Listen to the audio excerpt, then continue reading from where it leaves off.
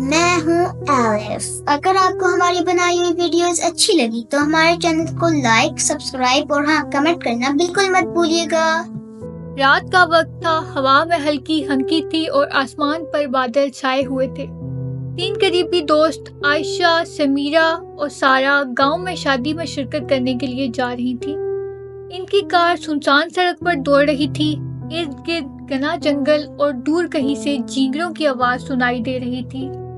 Sara driving کر رہی تھی، عائشہ فرنٹ سیٹ پر بیٹھی تھی جبکہ سمیرہ پیچھے گانے سن رہی تھی۔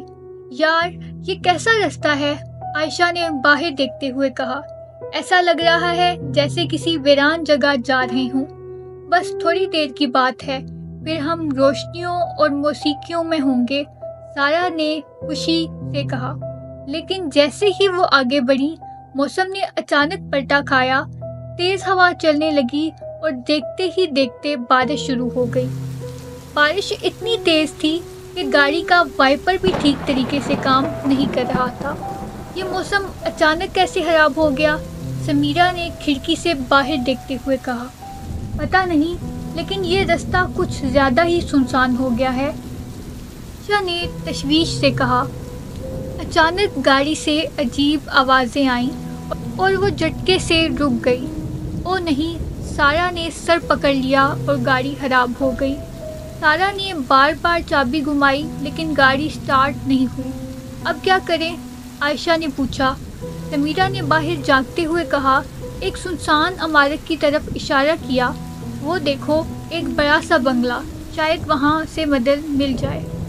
تینوں تیز بارش میں بھیگتی ہوئی اس بنگلے کی طرف بڑھی۔ وہ ایک قدیم طرز کا محل نما گھر تھا جس کے ارد گرد لمبی بیلیں لپٹی ہوئی تھیں۔ دروازے پر زنگ آ چکا تھا اور ایک پرانی لالٹین مدھم روشنی دے رہی تھی۔ یہ جگہ کچھ عجیب نہیں لگ رہی؟ عائشہ نے ہچکچاتے ہوئے کہا۔ بارش میں بھیگنے سے بہتر ہے کہ اندر چلیں، سمیرہ نے فیصلہ کیا۔ جیسے ہی سارہ نے دروازے کو دھکا دیا، وہ خود بہت چڑچڑاتے ہوئے کھل گیا۔ یہ خود کیسے کھل گیا؟ سارہ نے سرگوشی کی۔ چھوڑو، اندر چلتے ہیں، عائشہ نے جلدی سے کہا۔ اندر داخل ہوتے ہی ماحول عجیب سا محسوس ہوا۔ دیواروں پر پرانی تصویریں لگی تھیں جن میں ایک شاہانہ خاندان نظر آ رہا تھا۔ ایک بڑی میز پر پرانی موم بتیاں پڑی تھیں جو نہ جانے کب سے بجھی ہوئی تھیں، لیکن ان سے ہلکی سی دھوئیں سی بو آ رہی تھی۔ اچانک تصویروں میں موجود چہروں کی آنکھیں سرخ ہونے لگیں۔ یہ کیا ہو رہا ہے؟ عائشہ نے کپ کپاتے ہوئے کہا۔ جیسے ہی سمیرہ نے پیچھے مڑ کر دیکھا، اسے یوں لگا جیسے کوئی ان کے پیچھے کھڑا ہے۔ یہاں سے نکلنا چاہیے، سارہ نے کہا۔ تینوں دروازے کی طرف بھاگی، لیکن دروازہ زور سے بند ہو گیا۔ یہ بند کیسے ہو گیا؟ سمیرہ نے دروازہ زور سے کھولنے کی کوشش کی مگر وہ جام ہو چکا تھا۔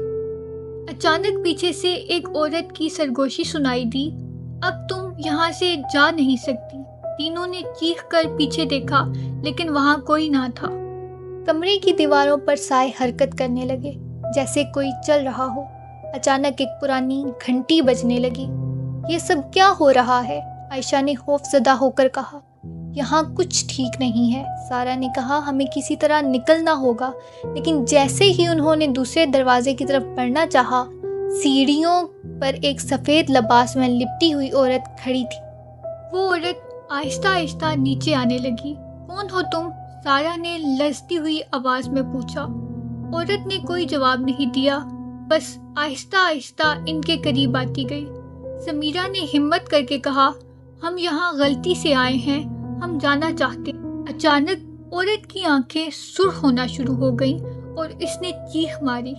پوری عمارت لرزنے لگی، دروازے خود بخود کھلنے اور بند ہونے لگے۔ سارہ اور عائشہ نے بھاگنے کی کوشش کی لیکن سمیرہ پیچھے رہ گئی۔ سمیرہ جلدی آؤ، عائشہ نے چلایا، لیکن جیسے ہی سمیرہ نے آگے بڑھنے کی کوشش کی، فرش نیچے دھسنے لگا۔ مدد کرو، سمیرہ نے چیخ کر کہا، لیکن سارہ اور عائشہ مجبور تھی۔ اچانک دروازہ زوردار آواز کے ساتھ کھل گیا اور عائشہ اور سارہ باہر بھاگ گئی۔ باہر آ کر دونوں نے مڑ کر دیکھا لیکن بنگلہ غائب ہو چکا تھا۔ یہ کیسے ممکن ہے؟ سارا نے بے یقینی سے کہا۔ عائشہ نے روتے ہوئے کہا، سمیرہ اندر رہ گئی ہے، ہم اسے کیسے واپس لائیں؟ اچانک کار کا دروازہ خود بخود کھلا اور اندر بیٹھے ہوئے بیک ویو مرر میں عائشہ نے دیکھا۔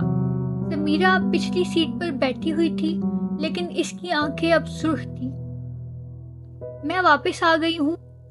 جب وہ واپس آئی، اس کی آنکھیں، حلیہ، آواز بالکل تبدیل ہو چکا تھا۔ انجام، کبھی کبھی کچھ لوگ بنگلے میں رہ جاتے ہیں اور کچھ۔ میں ہوں ایلف۔ اگر آپ کو ہماری بنائی ہوئی ویڈیوز اچھی لگی تو ہمارے چینل کو لائک، سبسکرائب اور ہاں کمنٹ کرنا بالکل مت بھولیے گا۔